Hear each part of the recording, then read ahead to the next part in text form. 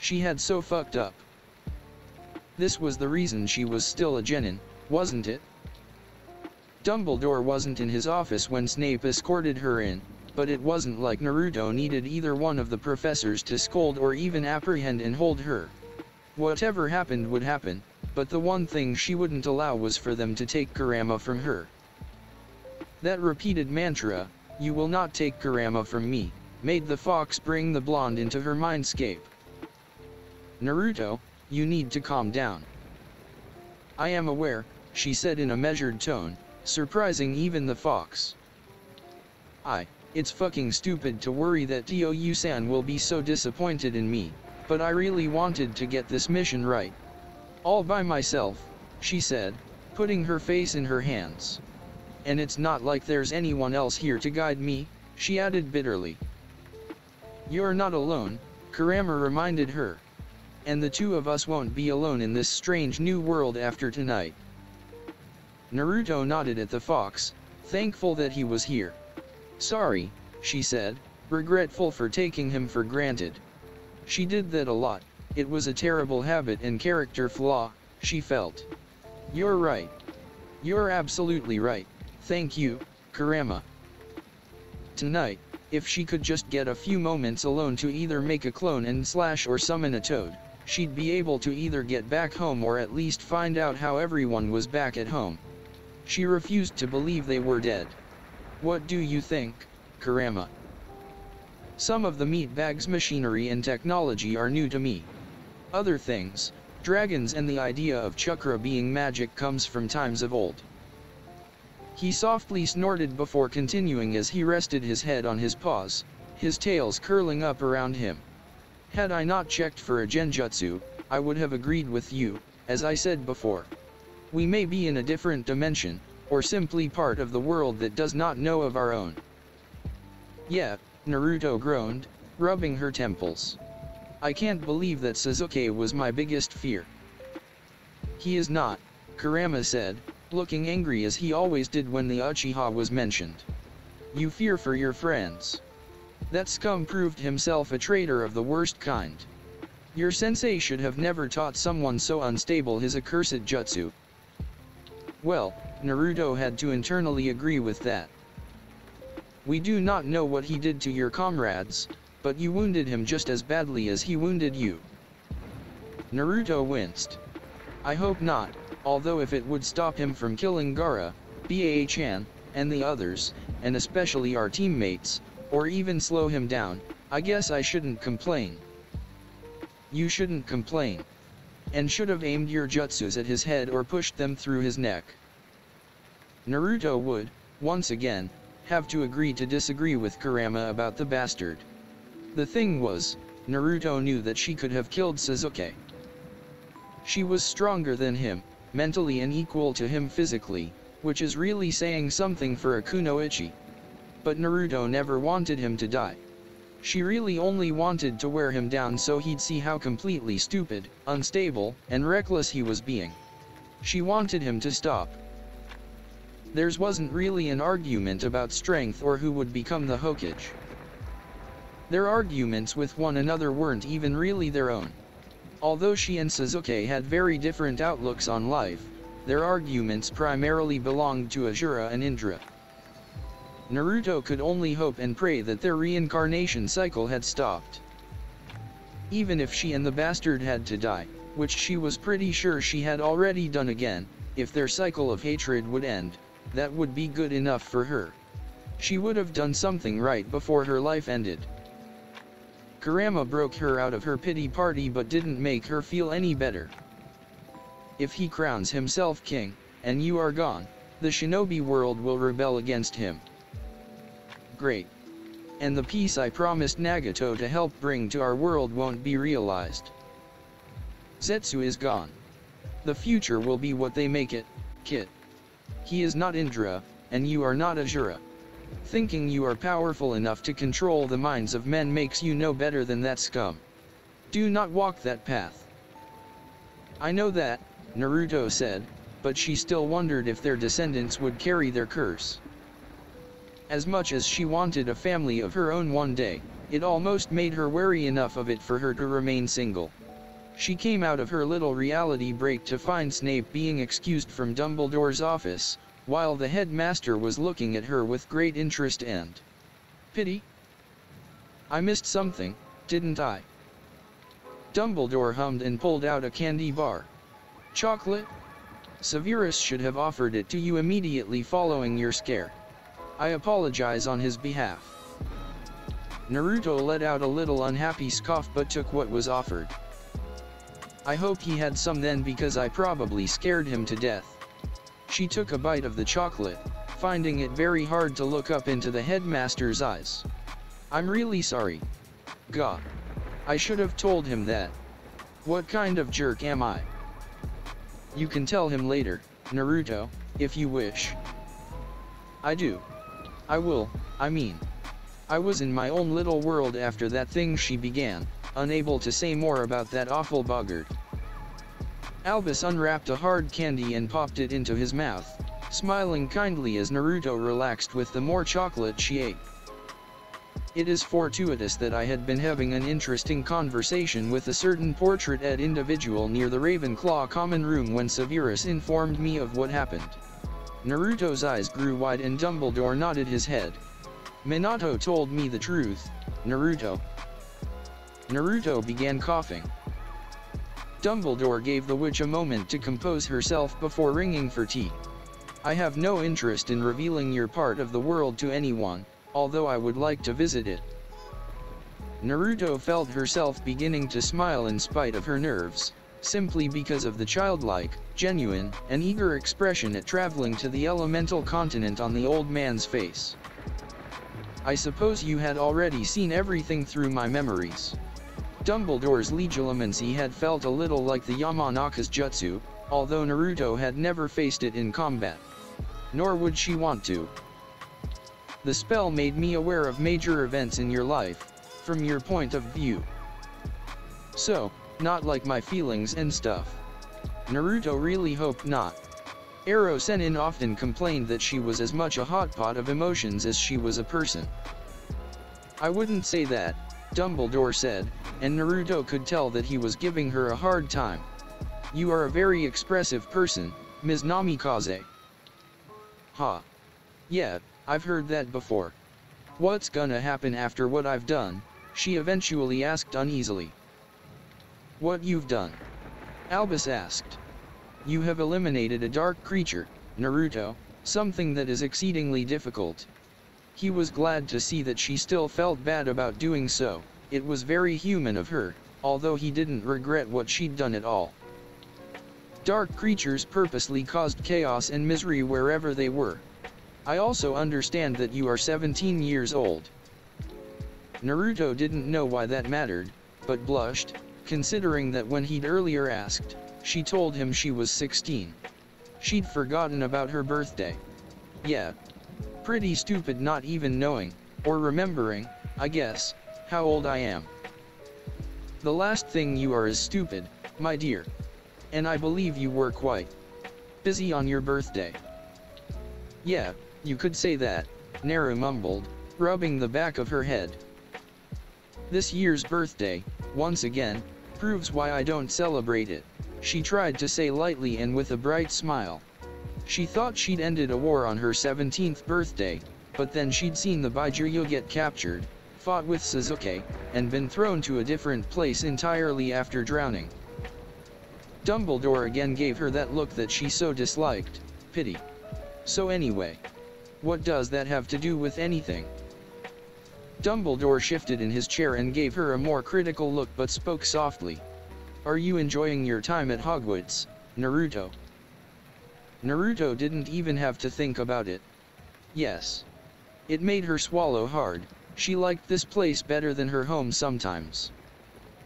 She liked the way people didn't either look at her with hate or turn tides and worship her like some kind of hero, something she'd proven she was not. And during the war, a lot of people, even a few of her oldest friends, began looking at her like she was some kind of god. "But I have people I need to save, I'm sure I mentioned that before." "Indeed, He agreed and waited for the witch to have a moment to enjoy her tea while he did the same. 17 is the age of majority in the wizarding world, Ms. Namikaze, but I would like you to remain at Hogwarts. You have much to learn in so very little time, he said, lamenting it with a shake of his head.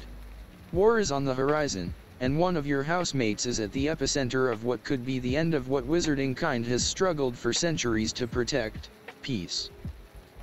War and peace, huh? She asked in a small voice. And one person being key to the whole thing. Sounded like what she had to endure. Harry. Very astute. Since you have, unwillingly might I add, gifted me with information about your world, perhaps it is time I returned the favor, Albus said, glad that the witch was paying such close attention, and finding the way she tilted her head as she did to be very cute. Like a kitten. What you call Harry's Jin hierarchy status must remain a secret, Naruto, even from him. Especially from him. That's a terrible idea, Naruto said, knowing from experience. From your memories, I know why you feel that way. But I must insist. There is much I need to explain, and it might be easier if I show you what I've found. Okay, Naruto drawled uneasily and followed him to a shiny silver basin in the middle of the room. He gestured for her to look into the liquid after doing something gross by pulling out part of his brain or something, and the blonde found herself falling.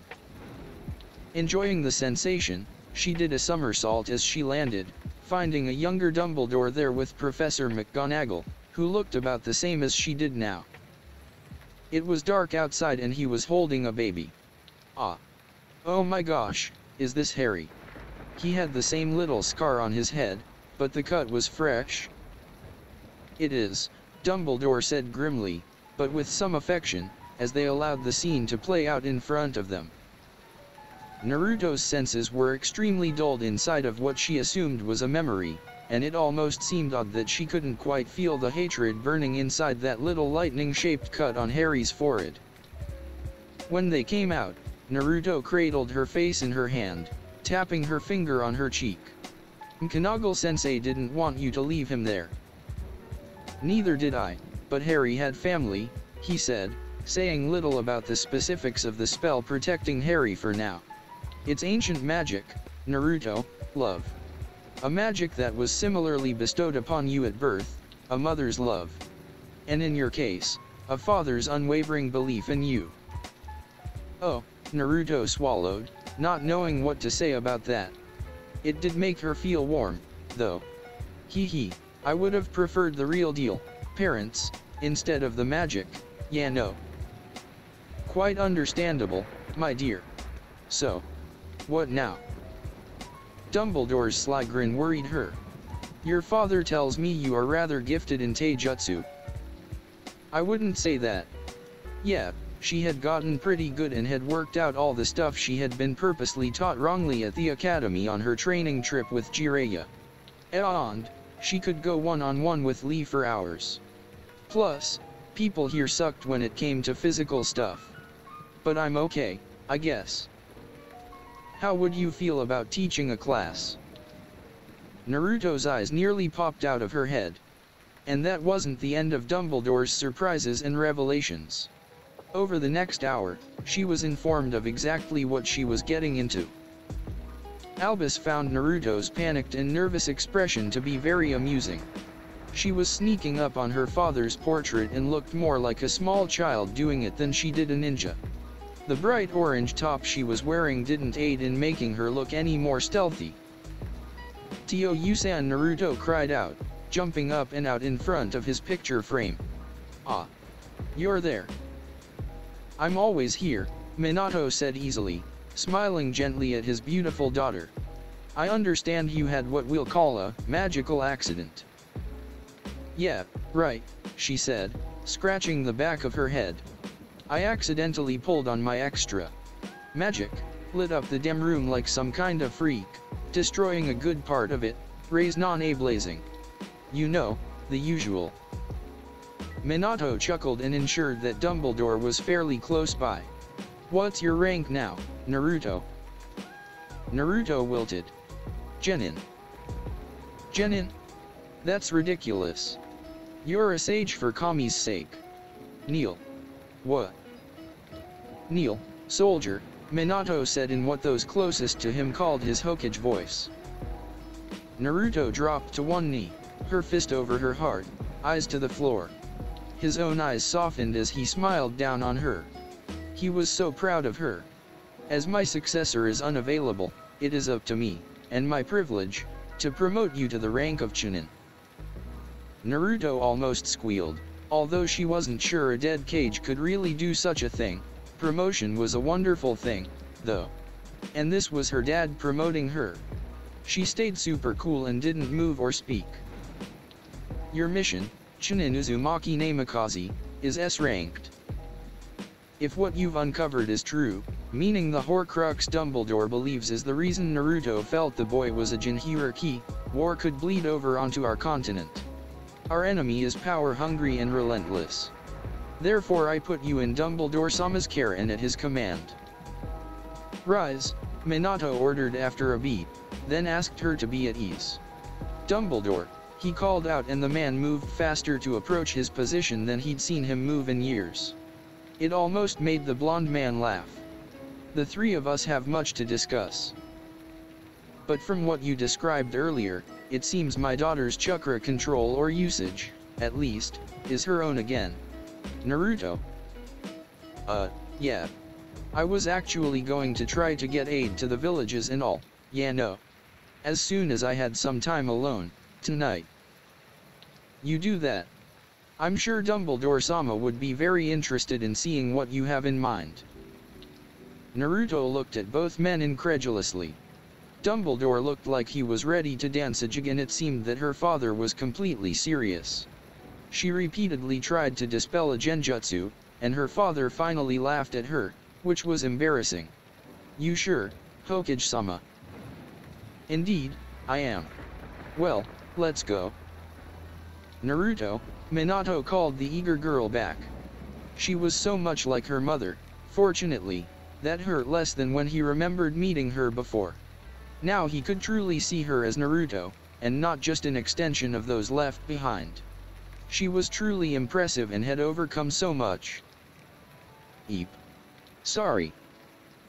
That's alright, Naru-chan, I understand your excitement. I just want to clarify that when I said you are Dumbledore-sama's to command, I'm designating only Dumbledore to command you. Not his lieutenants, not the ministry. And I also meant it, Naruto. You are Dumbledore-sama's soldier now, and that is top secret. Yes, sir, Naruto said, a little baffled. She'd understood his words before, but did Dumbledore have an army or something? She gave the old man an appraising look and found him blushing, which was hilarious, but very serious. She cleared her throat. Dumbledore-sama. Permission to retrieve aid for Konoha, nay, the entire shinobi world. Permission granted, he said easily, and in a degree of amusement. Ah, if only the order was so disciplined. Naruto bowed to both men, then walked through many empty halls and stairways with the headmaster. He eventually led her to the same hall Snape had earlier. The blonde winced and watched as Dumbledore walked back and forth in front of where she was pretty sure the room she'd earlier destroyed had been. She was just about to apologize again when the doors to that room appeared. Oh. So that's how it works, huh? Indeed. This is the room of requirement. Concentrate on exactly what you need, do as I did, and you will find what you are looking for. Right. Wishing room, Naruto decided to call it. She scratched her nose and thought about Shikamaru, who always wished for one thing. He'd been on her mind a lot lately. I have a friend that would wish it to be a warm, sunny day, and the sky to be filled with clouds. Dumbledore turned to her, his eyebrows raised. That's a wonderful idea. Oddly enough, the room wasn't wrecked. It was just a big open, well-lit space, with two comfortable chairs inside of it. Dumbledore sat down in one, crossed one of his legs over the other, and gestured for her to do the same. Naruto, however, was concentrating on what she had to do. Tajkage Bunshin no Jutsu. Nothing. She drawled, pouting horribly. It didn't work. Hang on. 10 minutes later, it was the same. Naruto had hoped that she could make the clone jutsu work with one hand, but she'd need to get some advice for that. Her fingers were cramping from all the twisted variations she'd tried to think up and use, but she wasn't giving up. I understand if you have something to do, she said to Dumbledore. I have many things to do, but this is where I wish to be. Oh. Okay. Getting serious again, she sat down and began gathering nature's energy.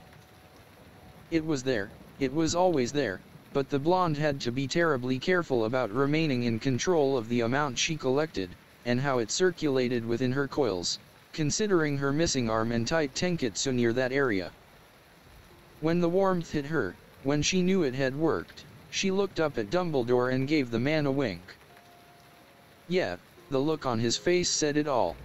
Yellow, strangely pupilled toad eyes were definitely surprising and weird as hell.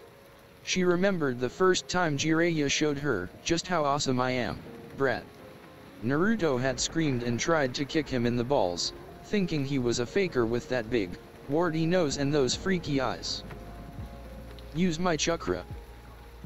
Okay, Naruto agreed, pulling on it and lighting up far brighter than any Christmas tree.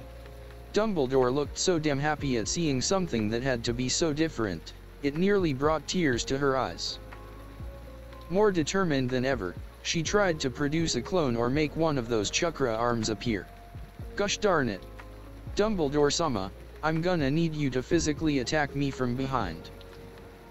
I beg your pardon, my dear. Yeah, I need to make an arm, but I can't quite will it, yeah no. I'll just pretend to, I don't know. Tie my shoe or something, and you sneak up on me. Dumbledore stared at her for several seconds but finally agreed. Naruto turned away from him, wondering what he'd do. She got so nervous, she was still an outsider to him, after all, she had to step on her hand to keep her from turning to disarm him. Thankfully, a chakra arm shot out of her back and did it for her. Amazing, Dumbledore said, in absolute awe. He'd seen it happen in her mind, but seeing her lit up in extremely warm golden flames, 3 arms protecting her from behind. It was marvelous. One of the hands that had shot out of her torso handed him his wand back and Dumbledore laughed, knowing he'd made the right decision about Taijutsu class. Young witches and wizards could be disarmed especially easily, and they needed to learn how to protect themselves in case that happened. The rightmost arm wrapped around Naruto before giving her real arm a high five. Naruto tried to separate the chakra hand into fingers, rather than just a thumb and a fingerish pointed blob, but found it terribly difficult. It was something she'd have to work on, but for now, she made the hand seal that she had probably made more than anyone ever had, whether or not Senju Tobirama had invented it. Tajkage Bunshin no Jutsu. The room was filled with orange-wearing blondes. Yay, they all hooped. Dumbledore applauded, and all the girls blushed furiously. Some of them high-fived or patted each other on the backs so hard they dispelled, but hey. It was a beginning. Trying to summon help proved extremely difficult and time-consuming. Raya-chan had hopped out of her pocket and seemed to be greeting all the girls as they worked in pairs, all using the original Naruto's blood, to attempt the summoning jutsu. Hey boss, Clone 14 said, raising her hand. Why don't ya just create one of us with 2 arms? Naruto gave the doppelganger a deadpan stare. You don't think I hoped for that? Well, I dunno. Naruto grimaced, wondering how she could know something that her clones did not. Her shadow clones could take silent orders, after all, seeming to have read her mind as she created them. Henge, another clone suggested. Henges were supposed to be the most basic of illusionary techniques, but for Naruto, who had learned the hand seals wrong, that's not what they'd ever been. They were as real as her or her clones, which is why she could turn into things that weren't her same. Mass, etc. Yeah. Why not? She hunged, and who the fuck would have thought? She had 2 arms. I can't believe I didn't think of this before, she admitted to her once again cheering clones. When the seal finally appeared on the floor below her, Naruto was not only thankful that it had worked but also thankful that she was the one who made it work, and not one of her clones. They would have been insufferable had they beat her to something. Naruto had loaded the summoning jutsu with more chakra than she probably ever had. She could have cried when a gigantic puff of smoke appeared, then could have cried again when she saw who appeared. Geezer Sage. The ancient toad woke up, looked around, then gave Dumbledore a once-over. Am I in England? Gah. You're not supposed to know that. Why didn't I ever know about England? Naruto asked, always easily put out with the senile old toad in the gigantic bathtub. Who are you? He asked. God damn it! Naruto exclaimed, then tried to calm herself down. Of all the toads to bring, why Geezer Sage? Why not Ma or Pa? It's me, Naruto. Your summoner and ally, she reminded him, exasperated. Jiraiya's apprentice. The pervert. May Kami rest his soul, he said sadly, not reading the room. Well, now Naruto felt depressed. Yeah, she murmured unhappily. Anyway, about me and everyone else. And who did you say you are? The ancient toad had the nerve to ask. She didn't realize he was joking, but Dumbledore did. Your summoner, Uzumaki Naruto. Minato's kid.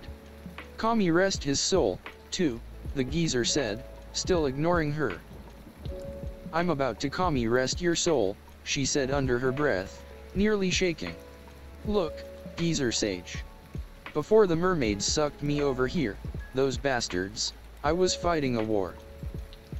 That is what Gamekaki reported, he chuckled. You were doing well? Don't laugh. Everyone's trapped in that god tree. What? The geezer asked, sitting up with suddenly cunning, intelligent eyes that were visible even through his cataracts. You've lost an arm, Naruto-chan. Naruto was so relieved that he recognized her, she almost cried. Please help me, Gamamaru-sama, she asked, bowing with her head to the floor. I can't get back, I don't know what to do. Sasuke and I were supposed to, together, make a hand seal to end the infinite Tsukuyomi. She went on to explain everything she could as quickly as she could, even confirming that the old sage was right about almost everything he'd said in the prophecy. The only thing you were wrong about was me being the child of prophecy. I'm sorry. I don't know how long it's been, I don't even know if anyone is alive, but please. Please, can you help me? Hagio spoke of this, of the evil his mother wrought. To think that she'd return, he said in disgust. Naruto-chan, he laughed after several silent moments. You most certainly are who we said you were. Would you like to come, little one? Raya-chan jumped higher than he ever had, eager to join the geezer, and Naruto swallowed thickly. Please take care of him. His name's Raya-chan. Fitting, he said, approving of the fat toad's name. And I will, Naruto. The old sage, who was the oldest living being on the planet, poofed away and Naruto collapsed, kneeling down to pray for her friends and comrades. It wasn't until she sat up and looked around that she realized that Dumbledore had left with him, too. Hagio spoke of this, of the evil his mother wrought. To think that she'd return, Gamamaru said in disgust. Naruto-chan, he chortled after several silent moments. You most certainly who we said you were. Would you like to come, little one? Raya-chan jumped higher than he ever had, eager to join the geezer, and Naruto swallowed thickly. Please take care of him. His name's Raya-chan. Fitting, he said, approving of the fat toad's name. And I will, Naruto.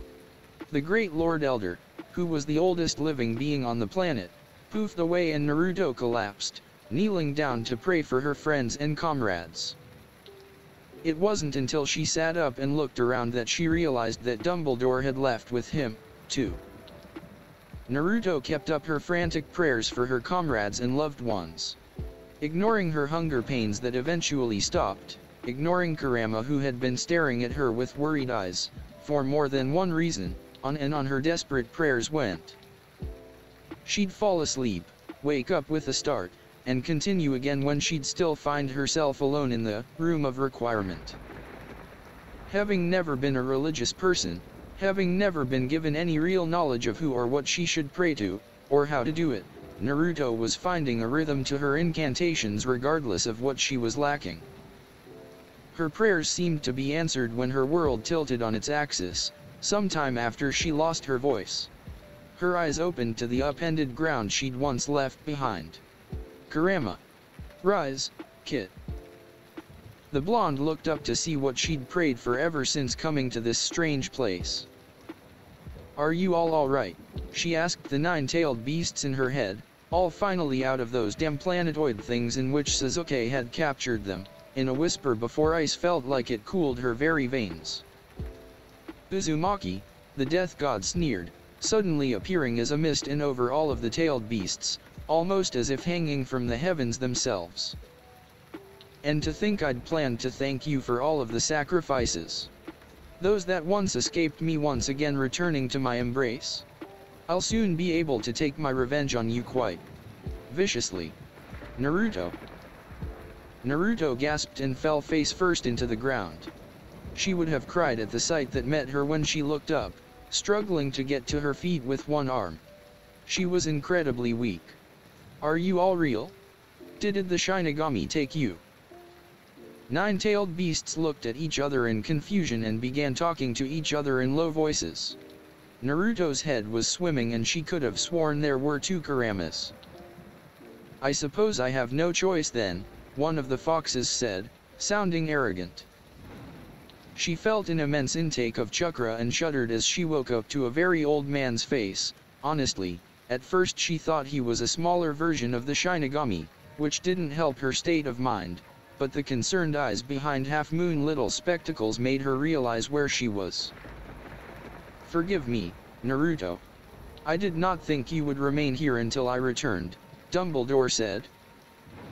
McGonagall-sensei was furious with the headmaster, and Snape-sensei was there, too, although after what happened before, Naruto didn't want to look at him.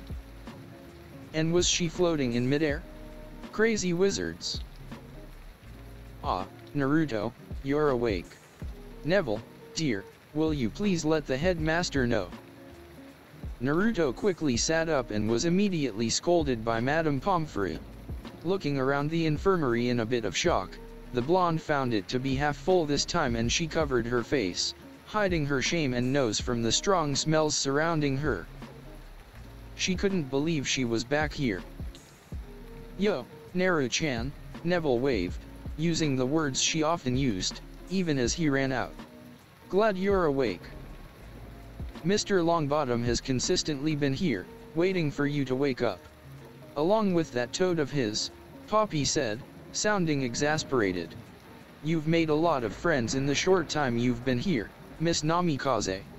She brought Naruto a glass of water before turning to ring for a house elf. Now a little more used to the different types of humanoids? Is that a word? Elf, she's definitely an elf, Naruto told herself. The blonde thanked her for the soup, before whispering to beg for ramen. The little elf Naru had met twice before giggled and gave her a wink before popping away, and Naru settled for whatever it was in the bowl. Fortunately, the thick soup was either tasty, or Naruto was just that hungry. It definitely wasn't pretty. We've missed you, Cedric said, chuckling when the slightly older girl jumped. Naruto tried to say his name, finding her voice really raspy and weak, although she felt relatively fine, now, except for her empty stomach. She took another quick drink and found it slightly easier to talk. Cedric-kun. What are you doing here? Cedric's forehead was bandaged and his arm was in a cast. What happened? Cedric winced, and it was Madame Pomfrey who answered her question. These students were out playing an unsanctioned game of Quidditch in the middle of the night, when a storm hit. She definitely sounded like she wanted to call these students something far worse. When I finally ordered them out of the clinic so that you could better rest, this was the last thing I expected. Naruto wondered if Madame Pomfrey truly meant that some of the students had been waiting for her to wake up. Why would they do that? The only person to have ever really visited her in the hospital had been Shikamaru. She thought of Sakura, too, but Sakura had mostly made a quick, uncomfortable appearance the first time she was hospitalized for long, and then was her unwanted patient, later. My broom took a bit of a hit, Cedric admitted. All of your brooms? Naruto asked, flabbergasted as she looked at all of the injured teens in the room. They all seemed to be happy enough, quite a few waving and throwing greetings at her, and it didn't look like their injuries were that bad. She was reminded of the disaster at the hospital after Payne's attack, but tried not to think of it. That had been an absolute nightmare. While we Hufflepuffs lost 2 brooms, it could have been much worse, Cedric admitted.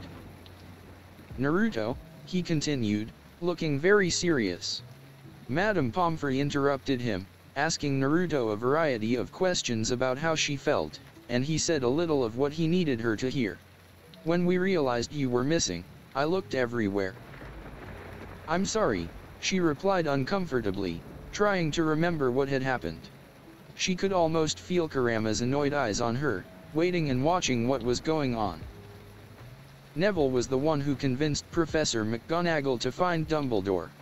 You had been gone for days, I was so worried. You were? Naruto asked in a surprised voice. Of course. Dumbledore interrupted them, greeting her kindly and asking to see her alone once he arrived. Madame Pomfrey complained, but Naruto was eager to find out where he'd gone. Had it just been to MT Mayaboku, or had he actually made it to her home? Or did he just happen to go somewhere at the same time Gamamaru vanished? Were her friends okay? Standing with a little dizziness, Naruto grinned at Cedric and Neville, who also seemed almost desperate to want to talk to her. Neville's desperate hold on a struggling Trevor made her smile more, but the ridiculous pajamas someone put her in made her blush up to the tips of her ears. Dumbledore did something. Naruto could swear he used the Hieration for a moment, and they were in his office. He offered her more candy. Seriously, why does this old man have so much candy? And Naruto chowed down on it. Honestly, she'd eat anything right now. She was starving. And had been, literally. I failed you, he said simply, startling her. When I learned you had never left the room of requirement while I was gone on my expedition, I was incredibly relieved to find you alive. Naruto's expression fell into something between surprise, disbelief, and a pout. I'm super hard to kill, the blonde said seriously, but thank you, I guess. And what do you mean by expedition? Kurama snarled at her for attention in her mindscape, but she hushed him, asking him to wait. Your comrades have been released, Dumbledore said simply. Naruto would have cried had she not been so dehydrated. Were they alive? Yes. She did let out a whimper at that. Thank Kami. Taking a few moments to get herself together, she had so many questions for him but suddenly felt quite tired. The last thing you did was fail me then. You've given me peace of mind and that matters more than you know. Dumbledore had taken a deep breath and frowned at her.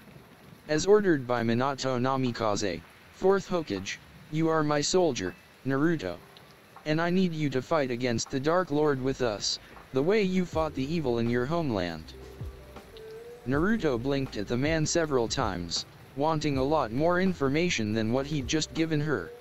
She finally nodded her head and said nothing more, feeling very uncomfortable, although she'd agreed to this mission before.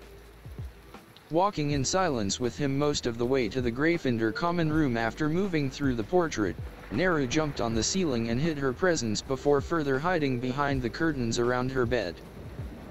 What the fuck? She finally exhaled out loud. Kurama? Gah. Why are you so thick? Watch your mouth, moron.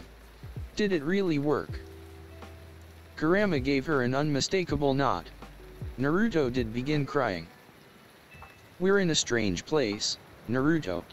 I cannot contact my siblings here, although you do have their chakra. Just little bits of it, right? Naru asked, feeling freaked out by the idea of turning into some kind of whacked out being like the Ten Tails Obito or something.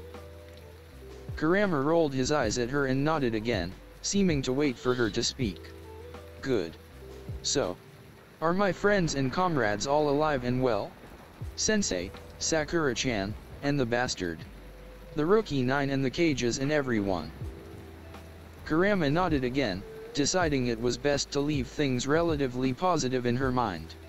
There were some things Naruto definitely wouldn't like or would fall apart over. They are grateful to us. As they should be. Unbelievable, Naruto sighed, shaking her head. I'm sorry we're alone again. I know you'd hoped that we'd have your siblings with us, for real. They're annoying. We're fine, Kurama said, seeming to Naruto like he was back to his old snarky self. Well, can you tell me anything else? No. You bastard fox. Naruto. Are you in there? Katie asked, wiggling her curtains around, almost as if she was trying to knock on the fabric. Extra large Kurama laid down and closed his eyes, clearly dismissing her, and Naruto screeched at him, in her mind, anyway. Yeah, I'm here, the blonde said to her roommate. You can open the, Her bed's curtains were thrown open and Naruto found herself holding her two roommates who had jumped on her. Hermione and Ginny were behind them. Kami. We were so worried, was the main cry. Her roommates and new friends were crying. For her. The little elf appeared next to her side table, putting down the ramen Naruto had once described to her. It looked delicious, and she told her so. Kurama, both halves of him, finally reunited, decided then and there that Naruto wasn't going back to that wretched village, especially after what he'd last witnessed there. 2 days later, Naru returned with clones and Masai to her classes, although she felt like she could have done so earlier. The blonde's morning began with the professor that she was worried about hating, or fearing, her the most. For the longest time, she only stirred together ingredients, glad that she was alone with Snape-sensei so that she could henge a second arm to help her out. Snape's eyebrow rose in disbelief at her the more Naruto nervously babbled about awesomely succeeding in something she had already been doing. Let me see if I understand this correctly, Miss Namikaze, Snape said, his eyebrow only climbing more as the witch tried to hide that she was rolling her eyes at him. He took a deep breath to remain calm. Naruto had the nerve to have repeatedly scolded him for enunciating too much, in the past, so it was with enjoyment that he made his habit of speaking clearly only more unbearable for her. Rolling one's eyes is considered rude. I see you do it all the time. Snape had to know that she was right. It didn't matter that he was now looking at her as if she was a bug he'd like to squoosh. As I was saying, Snape incredulously nasalized, you believed that you were not using magic when you, and I quote, swirled your stick before. How then, did you believe you successfully made potions? Ma, Naruto drawled out, trying to think more about it. There's a heating element, right? So that changes the little molecules or whatever you call them. Then yaster, she said, exaggerating how she did it with her arm before twirling her wand between her fingers, something that seemed to disturb him and everyone else. Poof, potion. Severus wasn't sure if she was the dumbest witch he'd ever met, or was only playing the part.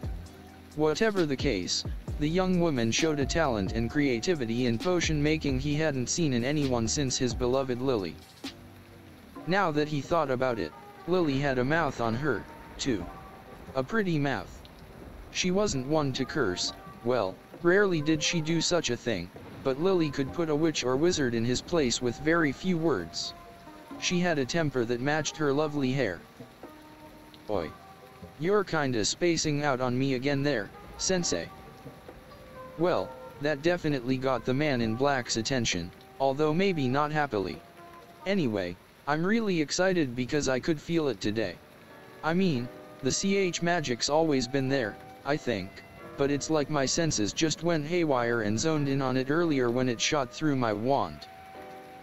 Which is how another cauldron exploded, Severus surmised. "Hi. And how did you correct your earlier mistake?" Severus asked, resting his head on his fist. It was really too early in the morning for this. "Thinking about chakra control. Magic control, yeah no," she said, still nervous about dealing with this man, although from when she entered his classroom this morning, he seemed to ignore what he'd seen when she pulled on Kurama's chakra and Raisin Ganed that buggered. "When I really thought about controlling my chuk magic, I was able to finally channel it through my wand." "Naruto," Severus sighed, knowing he got the young woman's attention by calling her by her first name for once. "I am not a simpleton. I am aware of your background and know that you believe magic to be chakra." Her expression was priceless, really. As a ninja she should have learned to school her features more, he would have imagined. Then again, she was a kunoichi that wore orange. Ludicrous. There is no need to hide in front of me. Honestly. Why was he such a sap? If his colleagues heard what he'd said, they'd laugh at him. Then he'd hex them before clarifying that he was simply seeking information, which would be partially true, he told himself. "You're not mad at me, or horrified of what I am, something like that?" Naruto asked meekly. Snape wouldn't admit out loud that he had been afraid that day in the room of requirement, or perhaps surprised would be a better word to use. But after learning what the witch had gone through in her hidden home continent, after Dumbledore saw with his own eyes the byproducts of the battle she waged and won, Snape was only concerned with helping her help them succeed in the war that was to come in their own world. "Don't be ridiculous." "Thank you, Severus-sama," Naruto said, relief evident in her breathy voice as she bowed. "Don't call me that," Snape demanded as he watched the witch stand and shake her hair back before returning to her work. He sighed in exasperation as she tried to turn another well-made potion orange, because it's awesome, and if it's disguised, people won't guess what it is, yeah no. He thoroughly disagreed that orange was in any way awesome, but could see the reasoning behind changing the color of potions in certain situations. He did explain to her, however, why it was never a good idea to do so. "It's good to see you, Naruto," Dumbledore said, sitting at his desk next to a big bird that was really intense. The bird flew off to a perch nearby as Dumbledore sipped his tea. "Nice bird, Dumbledore-sama. Good to see you, too." Dumbledore told Naruto about his phoenix, assuring her that it wouldn't light her up like a fireball, then tried to prank her by offering her some of those vicious candies she'd tried to sneak one of the previous times she was here. Naruto had already lost one arm, thank you very much. She was not going to lose fingers, too, at the chompers of those sour little shits. "I have spoken with your Hokage," he eventually said, making her sit up straighter. "We have come to an agreement and I have something to give you," Dumbledore said while looking through scrolls that were close to his desk. "I have also spoken to Firenze, whom I believe you met previously while destroying the forest." "I wouldn't say destroying it," Naruto said uncomfortably. Horseboy had been pretty hot, although he'd been a bit of a horse's ass, she thought, snorting to herself, and outrageously furious when she called him Horseboy. A centaur, sure. Why not? Really, her life was such a shit show. And anyway, sorry about that. Now that I know I can go to the wishing room to work on my techniques, I'll leave the forest alone, although I really miss being in the forest, she finished, smiling grimly back at the headmaster who seemed to understand that much more than he should. That had to be good, though, right? So why wouldn't he or Kurama tell her about her home and friends? So, what's the latest agreement you and my father reached? Dumbledore pulled out a large scroll and handed it to her, and although the blonde couldn't be sure, she thought it might have been in the Sandame's closet, where years ago, she'd found the even larger one she nearly lost to Mizuki. When she turned it over and noticed the Fuinjutsu on it, Naruto held it closer to her chest. This was from the elemental nations. This was from home. How did you get this? She asked in a small but accusing voice. I was informed of where this specific scroll was located because it belongs to you. I took nothing more, Dumbledore vowed, holding up his hand. Please tell me what happened to my comrades. They are recovering, Naruto, this I also swear. The headmaster reached into his piranha-like candies and successfully pulled out a sweet without any trouble. Your pink-haired friend, in particular, seemed delighted to hear that you were all right. Well, that's one way of putting it, he thought. If that Baka's still alive, you return her right now. Albus didn't care for the pink-haired girl's tone or attitude at all. Naruto couldn't help but smile and nodded her head, genuinely glad to know that, although she wondered exactly what was going on in Konoha and the whole of the elemental nations now. Since Dumbledore was avoiding the majority of her questions, Naru hoped that the scroll she'd been given would explain how her friends were. Otherwise, she'd have to summon a toad to take her back after her mission here was over. What am I thinking? I'll have to do that anyway. And the whole Death God thing? Naruto hoped that she'd just imagined it. But first, Dumbledore-sama, I need you to listen to me with an open mind about your good friend Professor Moody.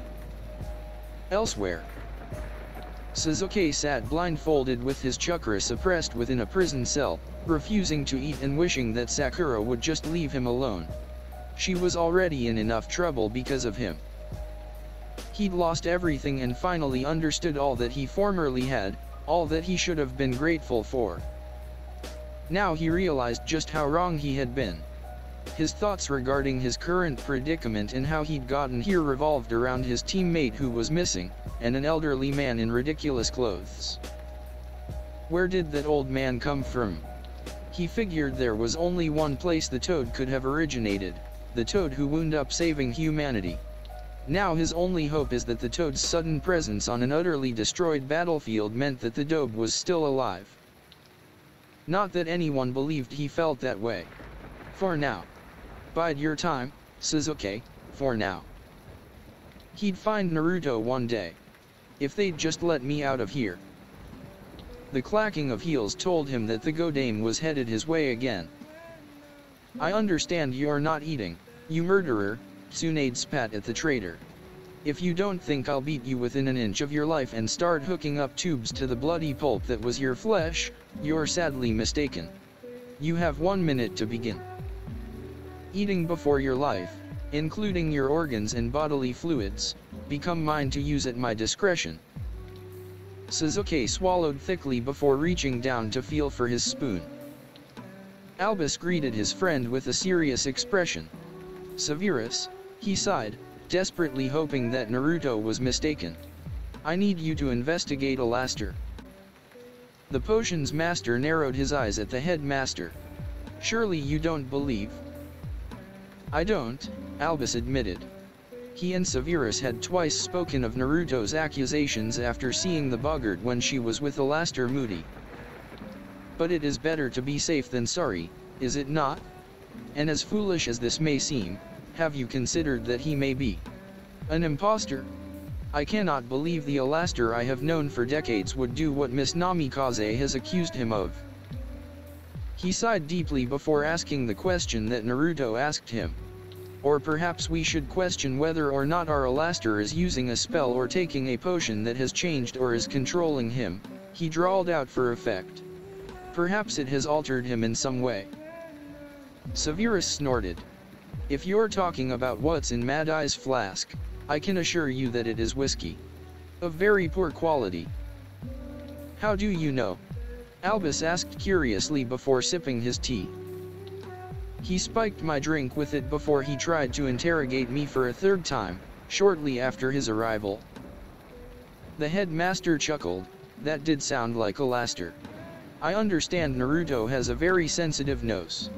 She recalled Alastair's flask being filled with something that was particularly heinous. Why not find out if she can match the potion or liqueur by smell alone? You want me to give her the recipe for the polyjuice potion or something that? A young witch who is already sneaking out and charging students for the potions she makes. Severus asked incredulously. Or should I provide her with alcohol? He asked derisively, sounding out each syllable. That's on you, Severus, Albus said, his eyes twinkling. I have it on good authority that she is only making potions in your classroom. And it is something of a tradition for students to sell their discoveries and wares. That's commerce, wouldn't you agree? No, Snape drawled, looking like he had eaten a lemon. And yes, he knew that he'd sold his potions beginning in his first year. He needed the money. Is there anything else? Look into Alastair's trunk, won't you? That may take time, Severus replied, realizing how serious the headmaster was about this. For Dumbledore to lose trust in Alastair Moody was frightening for more than one reason. Naruto stood in front of her Hogwarts professors, wondering what she'd be asked to do next. The only two she hadn't managed to instantly disarm were Professor Flitwick and a woman who had literally gone running, terrified, as soon as she saw her. She handed each of them their wands back, wondering if she really was that much faster than they were, or if Dumbledore had asked them to lose to her. To her eyes, it looked as if each of the professors had slowed down when they tried to wave their wands at her. "Y'all need to get more seriouser," she said in English. She thought that was correct. She remembered some of the words and sounds from stories Hermione had read to her / had her read. She was really trying to learn the language, but between that and Latin, it was frustratingly difficult. Hermione-chan had told her repeatedly that the best way to learn the language was to use it, and she reluctantly found that she was right. That girl was always right. She was a regular in Drag Shikamaru. What a pain. This is a terrible idea, Minerva said to her headmaster as he took back his wand. How Albus looked delighted to have been so quickly disarmed by a student was beyond her. I have to agree. I'm definitely not sensei material, Naruto said, reverting back to her native common tongue / Japanese while unconsciously rubbing her seal. I don't want to hurt anyone, especially not any of you, and I definitely could, she admitted. Toad Child, the weird sensei that she'd only just met, said after coming back to join her colleagues. The woman's big eyes were magnified by her big round glasses. You will do this, it has been foretold. For Merlin's sake, Minerva breathed, instantly aggravated with Trelawney again. Foretold? Naruto asked, feeling a sinking sensation in her gut. Like a prophecy? I've had my fill of prophecies, thank you very much. I'd rather not know. Well said, Miss Namikaze, Professor McGonagall said crossly, puzzling the teen a bit. Naruto only shrugged and tried to grin at her because the headmaster was standing taller, radiating power and obviously wanting the group's attention. Miss Namikaze will first train us in defensive techniques to both prepare us, as well as prepare herself for a sensei's duties, he said. He found it amusing that Naruto seemed to find this to be so anxiety-producing. What should we do first, Naruto? Naruto blinked hard and bit her lip before hunging so that she had two arms again. A few of the professors quietly chuckled, but not in a derisive way, and shook their heads. The headmaster had obviously informed them of some of her abilities. Dumbledore-sama said that I shouldn't do this in front of the rest of the students, but if I'm actually going to teach you katas, I need to be able to show you stances as an example. That's what Lee had done in his dojo, anyway, provide examples first, that is. Gosh, she missed him. She smiled just being reminded of all that youth, Go ahead and put away your wands. Please, she said, offering what she hoped was a polite, apologetic nod. She shouldn't care that all of these men and women, witches, and wizards, were so much older than her, and realized that not training them might put them in danger. She had to get past the fact that they were more senior in their positions in Dumbledore's little army/order and teach them anyway. The professors actually whined a little but did as she asked. Maybe this wouldn't be so bad, they seemed like regular people. Okay, she began uneasily, scratching her head. I'd like you to place your feet a little over shoulder width apart. She checked each person, almost laughing as they lifted their robes and shook her head. In the future, you shouldn't wear your robes for this. Please. Her lips twitched as there were more murmured comments which were eventually silenced when all of the professors present looked to Dumbledore for guidance. It was clear that every one of them respected him immensely. Very good, she finally clapped but realized that she'd perhaps forgotten something very basic. Let me see you make a fist. Holy crap, they were all doing it wrong. She scratched her head after correcting them, considering that they would each have a wand in their dominant hand when fighting, so she needed to help them work more ambidextrously. "Wast had a word?" She apologized again, explaining her thinking, and then took a deep breath. Teaching was hard. She wanted her new old people students to succeed. Maybe I was too hard on Kakashi-sensei back then. 45 minutes later, they broke and re-hydrated themselves again per Naruto's instructions. The professors had also been given an ongoing assignment to meditate before bed and in the mornings by their very young sensei. You did well today, Naruto, Albus said happily. He was a little sweaty. He pushed his elbows back and forth to stretch some of the muscles he'd used differently and popped his back. There's someone I'd like you to meet. Oh yes, Naruto had noticed the additional sensei who arrived in the room of requirement with the rest of them. He was a haggard but good-looking man with scars that proved that he had indeed been in battle. He smelled a little of dogs and the forest, making her feel even more homesick. Namikaze Naruto, she bowed, introducing herself. Please take care of me. Ha, he nearly snorted with a sharper look at her. I should be saying that to you, shouldn't I, Miss Namikaze? The blonde's eyebrows rose but she was clearly expecting him to introduce himself. He was polite but not anywhere near ready to trust her as Albus had. Remus Lupin, at your service. It's nice to meet you, Lupin-sensei. Remus felt his lips twitch upward despite trying to sound threatening. Albus quickly finished his water before speaking. When available, Remus will assist you with some of what you may see on your owls. He is not a professor this year.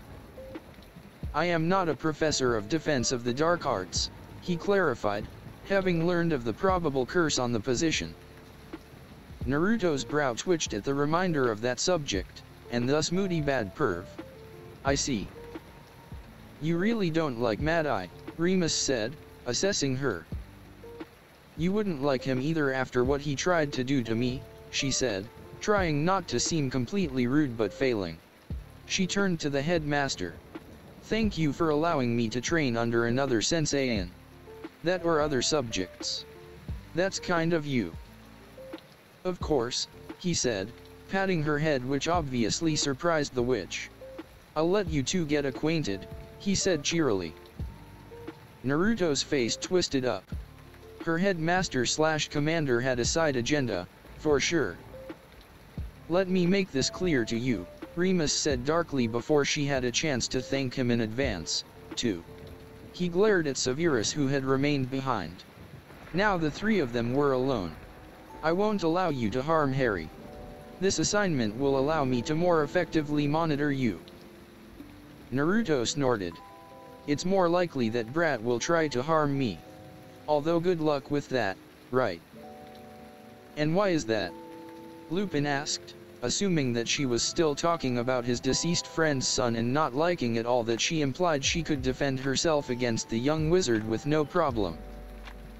Harry was a bit of an impulsive brat, and it would have otherwise been amusing hearing someone else say what she did. Especially someone of her age. "Ma, like you," she began and stopped herself while twirling her wand. "Harry doesn't trust me. He's always glaring at me and being a dick to Neville. I swear I'm going to kick his ass if he doesn't start being a better friend to him." "You will not," Remus demanded. "I just might, but calm down," she chortled.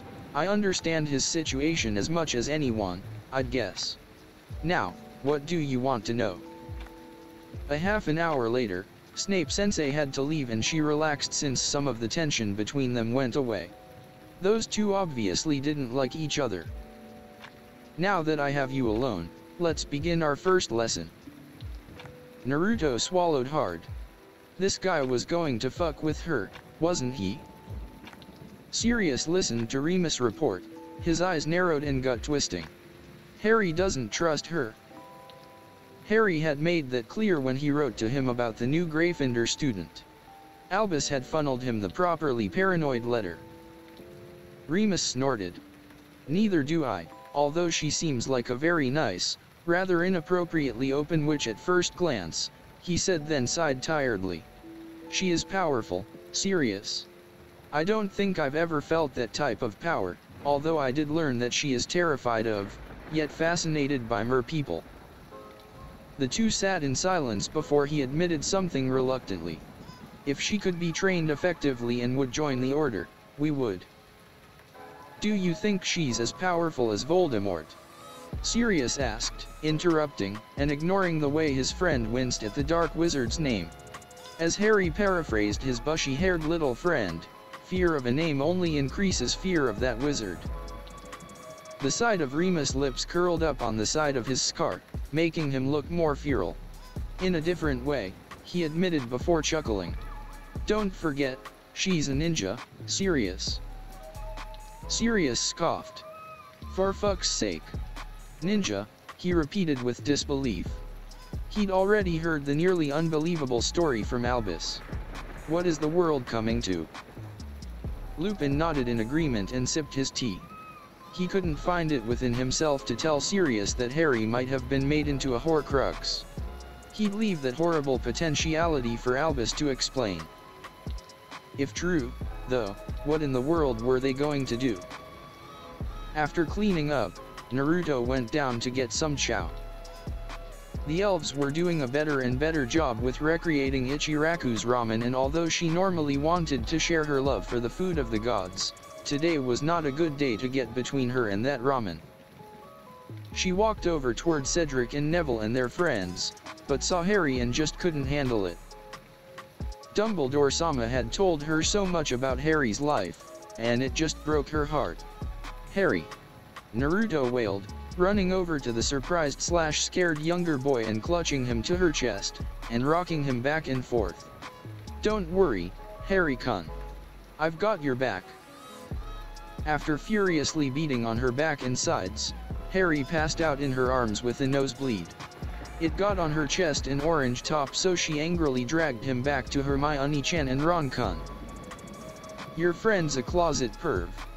When he wakes up, tell him to prepare to have his ass pranked," Naruto exclaimed, throwing her fist into the air before realizing that she'd grabbed seemingly everyone's attention. "Hee, Gomen," she said, wondering if her extemporaneous outburst had made Harry's life worse. "Just kidding." Hermione was fretting over the boy, who was quickly regaining full consciousness. "Sorry, Harry, but I just hate closet pervs. If you're a pervert, I say out with it," she whispered cheerily. "Get your freak on and all that, am I right?" she asked with a silly little shimmy. "No," Harry shouted, absolutely humiliated. He didn't care that his answer made the older student pout so ridiculously. "Leave me alone." In a lower voice, he hissed, "I am not a pervert." He was clearly looking at the girl in the Ravenclaw clothes reaction, so Naruto patted his head. He tried to get away just like Kano Amaru did when she ruffled his hair. "Whatever you say, champ." "Have you guys ever had physical training?" Naruto asked the boys at her table. She could use some guinea pigs, and Cedric and Neville, especially, always seemed up for anything. Cedric nodded. I think you could say that. I play Quidditch. I still need to check that out, Naruto said, deciding to include her Quidditch playing roommates in her first group of students. She looked around for them again but guessed they were still in class. What about you, Neville-kun? Neville gulped. As nice of a guy as Cedric was, he still wondered why he sought him out as often as he did, although the two of them got on quite well. Admitting the truth could be embarrassing, however. When I was younger, he began and then swallowed hard, grimacing when that made Cedric and Naruto get even closer to him and so obviously become more interested. He clenched his fists. My gran allowed me to play football for several years. Really? Cedric asked, reeling back and absolutely delighted. What's football? Naruto asked before remembering something civilian kids did. Is that the one where you kick a round ball into nets? Yes, Naruto, Cedric chuckled. Sometimes it seemed like Naruto was from another planet. At least on her planet, they still had football. Neville, why aren't you playing for Gryffindor? Neville scoffed, feeling a little bitter. I'm a terrible flyer. A shame, Cedric said, swatting him on the back. Although not for Hufflepuff, I suppose. Cheers. Cheers, Naruto shouted, loving that word. Not cheers, Naruto, Neville scolded with a smirk, bringing her hand down. He's saying that. Well, what are you saying? He tossed a quick glare at Naruto, who began openly laughing at his discomfort again. He almost took Trevor back from her. It's good for Hufflepuff that an additional or perhaps equally athletic wizard isn't on their team, Cedric openly admitted. Sorry about the flying, though. You should practice more. Witches and wizards flying, Naruto laughed to herself while Neville shook his head like practicing flying was terrifying. It probably was. Flying on brooms. To Naruto, it seemed just ridiculous. Hey, doesn't Draco-kun play Quidditch? Both boys groaned, so Naruto grabbed the Slytherin kid as he was walking by. TCH, Namikaze. What do you want? Mao, Draco-kun. You'll make Sensei think you don't like her, she pouted. I don't dash. What do you mean, teacher? He asked, glaring at Neville and Cedric, who were shaking their heads at her, clearly not wanting her to do something. What stupid thing are you planning now? Be my kawaii guinea pig and I swear not to dye or alter your hair for a month, Naruto offered, thinking that quite fair. She was pretty sure that Draco was some kind of pageant queen in another life. He was definitely in love with his blonde hair more than anything else. Make it a year, Draco said, ready to agree to anything. If his father showed up and he had orange hair again, he couldn't imagine what the man would do. The rest of the school year only, Naruto counter-offered. Deal. Draco didn't care what kind of crazy Namikaze had in mind for him this time, keeping his beautiful locks how they were would be worth it. Great. I'll tell ya what I've got in store for you guys tonight, she said before sticking her face back in her bowl of awesomeness. As always, Draco was giving her a face of disgust. Want some? No. More for me then, ya little shit. She went back to slurping her ramen. It'll have to be early, Naruto, Cedric said with a little wink. Tomorrow's the second task. Oh, Naruto said, remembering that tomorrow afternoon was the second part of their little tournament. Wait, was that why Lupin-sensei mentioned? Oh. Okami, wait, she said, breathing heavily and realizing that Harry was never going to listen to her, although she thought Cedric would. She grabbed Neville over her shoulder and ran off.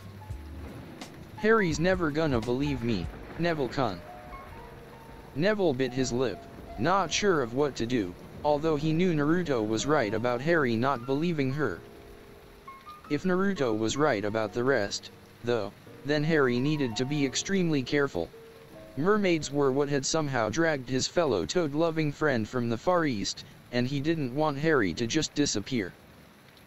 Winding up somewhere alone when his friend was already hunted by those once loyal to him?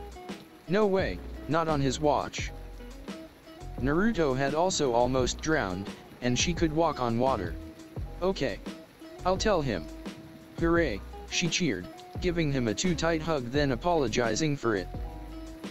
I'll tell him if you swear to stop carrying me around. Neville exaggerated because as much as he wanted her to stop doing that, he was definitely going to help Harry. The more he thought about those mermaids, the more worried he became. Naruto didn't like to talk about how she had lost her arm. Had the mermaids chewed it off? That would be dreadful. He needed to warn Harry. You drive a hard bargain, Neville, but for you? Why not? Sorry about running off with you on my shoulder, I just get really anxious, freak out, then want to.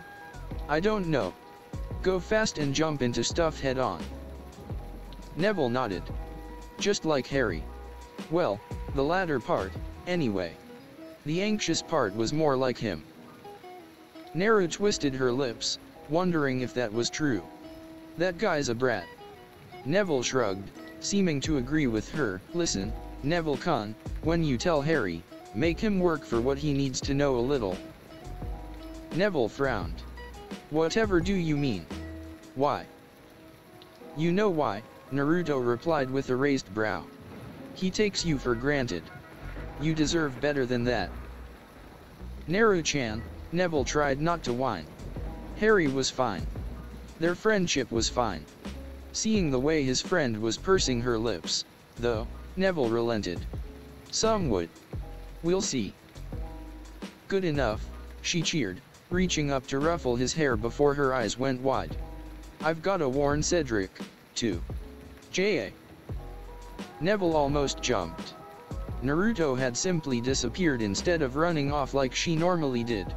For some reason, there was a pile of leaves sitting exactly where she had been. I've gotta get her to teach me how to do that, he mumbled to himself as he jogged off to try and find Harry. Cedric-kun, Naruto hollered again as she paced back and forth in front of the Hufflepuff common room with a turkey leg in her hand. She guessed it was the Hufflepuff storm anyway. She could definitely feel their chakra behind the wall, and that Hannah girl was sitting there, waiting for her to go away. Hannah wasn't helping her get in, and Naru had tried to warn her that she'd prank her ass in retaliation, but no. Hannah wasn't being helpful at all. The nearby kitchen was helpful, so Naru planned to visit this area more often. Realizing that there was a little bit of chakra in the barrels in front of the wall, Naru placed her hand on one. It exploded, throwing vinegar all over her. Yuck. An explosive note. Or something like that. To old you, Hannah sang, twirling her hair. I said that you'd be unsuccessful, but no. Fine, Naru relented, although this really was important. If I can't get to him from the inside, I can definitely get to him from the outside. What? Hannah asked in disbelief, watching the older girl run down the hallway. Wait. Cedric, in the meantime, had finally retreated to his room. He needed some time alone so that he could think. Tomorrow was going to be a big day. Not only did he have to survive mermaids, which meant that a spell he'd only attempted in the pool-sized bathtub had to work flawlessly, but he needed to win the challenge in order to surpass or tie Harry in their race for the cup. Hogwarts had to win. After getting into his pajamas, he pulled down his covers and climbed into bed. His roommates eventually came in and gave him a wave, realizing that he needed space as they entered the room. They all turned to one of their windows, wondering who or what in the world could be knocking on it. After a repeated series of knocks became more desperate, Cedric grabbed his robe and opened it. Naruto? He asked weakly. He really should have been more shocked, although it was Naruto. Oh, thank Kami. There's some weirdos flying around, and I don't know if I'll get in trouble for punching them or not. Wait, Cedric warned, his roommates all yelling the same thing, as Naruto hopped into their bedroom. Loud, shrill alarms rang and he put his face in his hands. Taking a deep breath, Cedric closed the window again, knowing that it was already too late. So much for a quiet night. Gomen, Naru hollered over the noise before being nearly hauled out of there by Sprout-san, who was surprisingly strong. Turns out, Cedric already knew about the mermaids. He had a plan in place for them and everything. Although the other senseis were up in arms about what she'd done, stepping into a boys' dorm, she thought sarcastically, Dumbledore-sama seemed to think the whole thing was amusing. There was already a nervous little girl in his office when she was dragged in and unceremoniously dumped there. Yo. Hello, the girl replied and did a little dancey maneuver as she pulled at her skirt. Naruto smiled at her, what she had done had been so cute. Well, Naruto thought as she observed the girl more, I probably wasn't much older than her when Iruka-sensei gave me my hitae, thus making me an adult in Konoha. Just who I was looking for, Albus said as he returned, knowing that this would be a tough sell.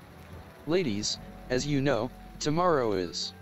Oh, good, he cheered, as Hermione and Ron were all but shoved into his office. Although I would have liked to have spoken with Miss Namikaze alone. She, of course, had been busy walking on the outside castle walls and making her way into the Hufflepuff boys' dormitory. He needed to ask her how often she did such things, and if perhaps she would enjoy taking their lessons outside to walk closer to the clouds. For now, she reeked of vinegar. Miss Namikaze had bounced over to her housemates and their reaction to the way she smelled was quite comical. So was the way young Hermione was scolding her when Naruto boldly explained what she had done. The youngest Weasley brother was groaning with his head in his hands. He tapped his wand on his teacup, regaining the students' attention. Now that we're all here. As you know, the second task is but hours away. I do believe that all of our champions are aware of what they face. Naruto turned as Hermione-chan was putting out waves of distress. They are each aware that something precious to them will need to be retrieved during the second task, he continued. Ron cleared his throat, knowing that he needed to get back to Harry. His best friend had no idea of how to stay alive underwater for an hour while his mind went over why he might be needed to be here. Hermione's big brain was already catching on, it seemed, but he needed more answers. Something precious. Such as perhaps something that has been inherited. Was he going to have to steal Harry's cloak from their room? Harry would have a fit. And if it was sopping wet? Blimey. But they're here, too, he thought, looking at the others. That means. In a way, Dumbledore replied coyly, having guessed what was on Ron's mind. Harry's invisibility cloak was indeed very precious, in more than simply a sentimental way. He was actually surprised that Ron's mind didn't go straight to Harry's broom, as he had heard Harry's had. We are all a sum of our inheritance and experiences, are we not? Ron paled, then looked at Hermione and squawked. Naruto bonked him on the back of his head as he sputtered and laughed at him, but he'd be the one laughing whenever she realized. No. Hermione's not really precious to that git. Is she? The youngest girl in the room clutched her chest and began speaking French. Are you okay? Naru asked, touching the girl's shoulder and making her jump. Sorry. You want them to retrieve us, Hermione said worriedly. Harry's going to have a fit. Why? Naruto asked, trying to decide whether or not to accept whatever weird thing that was going on now. Her life was weird, that's just the way it was. Wait. Dumbledore held up his hand and looked directly into her eyes. I assure you that you will not be in any danger. But it makes no sense, Naruto reasoned as her mind flipped through possibilities that just were not good. Okay. You've gotta be the silvery blonde-hair chick's little sister, she said, gesturing toward the very pale youngest girl in the room before quickly continuing. Hermione-chan's dating Durmstrang-san, Naru plowed on Ronkun here is Harry's best friend, right? Sorry, Hermione-chan. That's quite alright, Hermione said absently. She felt sick. You want me to get Cedric Kun's father? Cedric told me he was coming, but I don't know where he's staying. Naruto's heart was beating fast. I think that you four are the ones I need. I am right about it being mermaids, aren't I? Naruto testily asked the headmaster. Yes, Ms. Namikaze. Naruto turned green. Yeah, well fuck that. Much like Neville earlier, those that remained looked down to see a pile of leaves where Naruto had been before. Do you think she'll tell? Hermione asked, hoping that Naruto would, in fact, tell Harry just how serious his task was. A house elf popped up at Dumbledore's silent request, looked at Hermione, and shrank back, before following the headmaster's orders to find Ms. Namikaze. Running from elves was a hell of a workout. The little guys and gals would just pop up any and everywhere. Having stolen borrowed her own weapons from Dumbledore's coffers some time ago, she'd finally resorted to high-ray shining here and there to get away from them. She couldn't go super far since she had to throw it to its target, and vowed to put down some markers in the area that matched the Fuinjutsu on the three-pronged kunai. She'd begged Hagrid for help, but she was pretty sure he might have been drinking.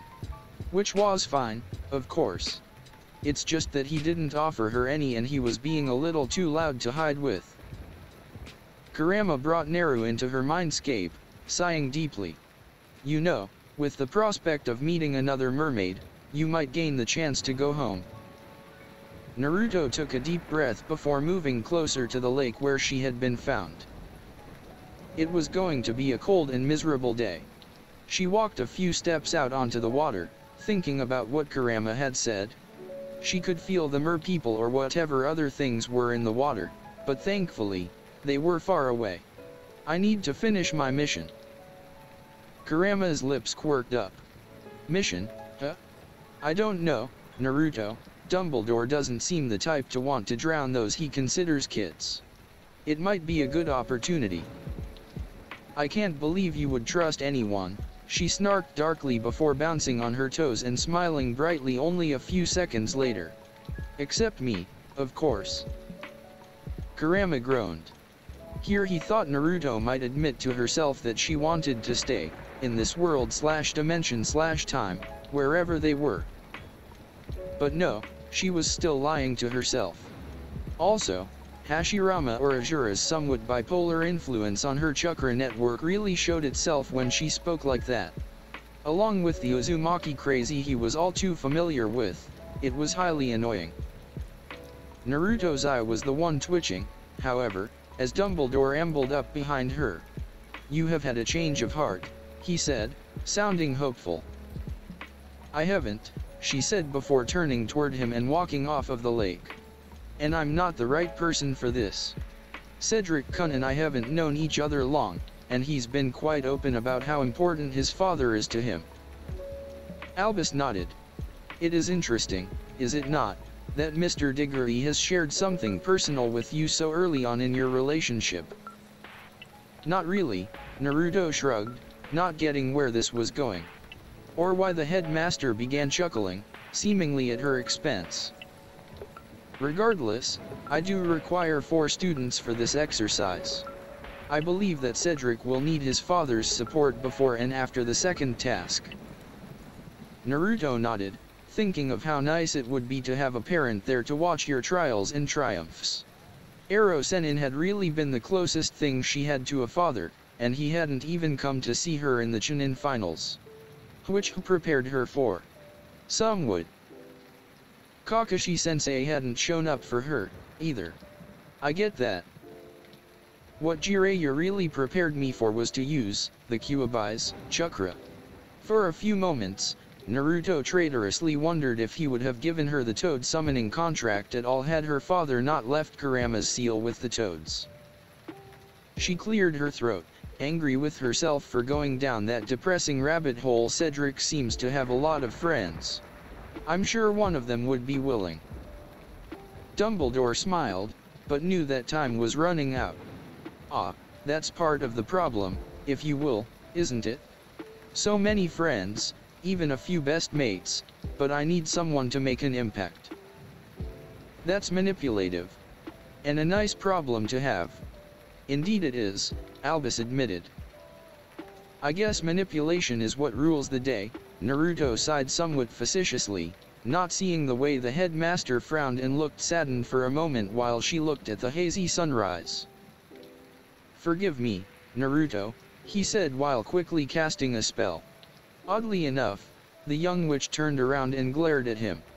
Her face had changed. Her whiskers were thicker and darker, her eyes were slitted and red. What do you think you're doing?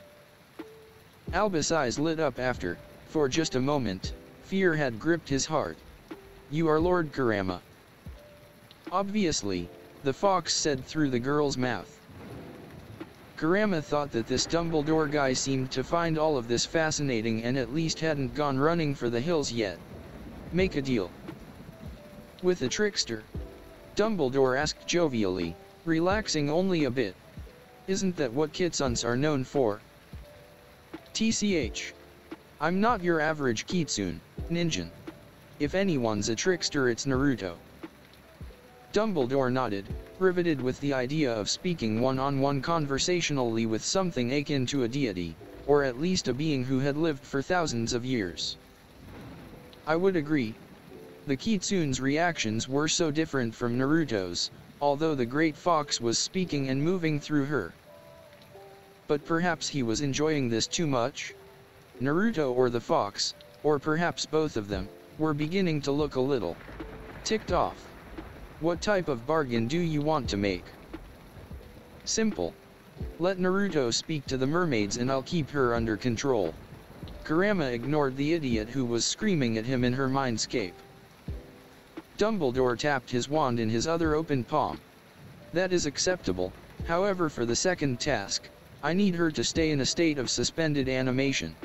No harm will come to her, I assure you. Make no mistake, ninja, no harm will come to Naruto, period. Albus bowed his head. You are protective of her. That is very admirable. Kurama took a deep breath, finding the air by the lake to be repulsive. Don't try to flatter me. You will do this and you will stay out of her head. It's a mess enough in here without you involving yourself in her affairs and mind. That is also part of the agreement. Kurama tilted his head cockily, and so did Naruto. Why not? And you will order the others to stay out of her mind, too. Naruto slumped, and Albus supposed that the deal had been made. I don't know whether or not you can hear me, Lord Kurama, but I can only ask those on my side to do as you've requested in that one regard. Kurama heard him, all right. He, of course, had his own reasons for making the agreement, and his own reasons for wanting to speak with the mermaids. When Naruto opened her eyes, she was underwater. Son of a bitch. She shot out of the water even though something was wrapped around her ankles and stood on top of the lake for a second, then realized that her friends/housemates had been with her. And so was that little girl. She stuck her face in the water and flinched back when she saw what had to be a couple of mer-people looking back at her as they seemed to be making the kids comfortable. Sticking her head in the water more, she looked at the three kids that were asleep. How bizarre. Hey, you. Can you talk? She asked the merperson. They each had cute little spears.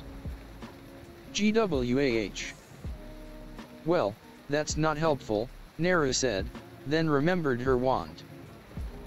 Popping her head back up and fumbling around while shivering as she knelt on the water, she found that it was missing from her jacket pocket. When she looked back into the water, it was clear that the two mer-people were communicating. They were really guaing up a storm at each other. The more feminine one smiled at her. Was that a smile, or was she about to get munched on? Oh well, Naruto could take them. She might not have a wand on her, but she could raise on someone in just over a heartbeat. The merperson gestured for her to come deeper. Naru reached out her senses and figured that she'd at least have a few seconds to kick their asses if they tried to eat her before their friends showed up. She allowed herself to continue sinking and gave the mare woman a very Kakashi-sensei-worthy greeting, with eyes nearly closed as she smiled in a two-fingered particularly sloppy salute. Yo. I don't want to be here, and I don't suppose you know how to get back to the elemental nations, do ya? It was immediately clear that these were the wrong mer people to talk to. Well shit, she couldn't leave without the kids, so she allowed herself to be badly tied up in some vines. Really, these mer people needed to work on how to properly tie knots, along with using wire or something that couldn't so easily be snapped. She started to get sleepy again and panicked. Sleeping underwater was not cool. We found you, bleeding out in moments from death on the bottom of the lake's floor, one of the mer people said from a bubble. Quite clearly another large bubble was blown out from its lips. I have not heard of these nations you mentioned. How did you get to the bottom of the lake? How did you survive? I don't know, Naru admitted. Is there a portal? The bastard could make portals with his Rinnegan to go to different dimensions, so maybe mer people could, too? Unfortunately, the mer people didn't understand the concept of a portal. Naruto tried to stay awake, but just couldn't. Grabbing Hermione's hand at the last second, she succumbed to whatever Dumbledore would end up regretting having done to her. One more thing, Kurama said through her mouth to the water banshees as they were about to scurry off. He allowed his ditzy partner to drift off. She was cold. I may one day need to get back to. Unbelievable, he sighed.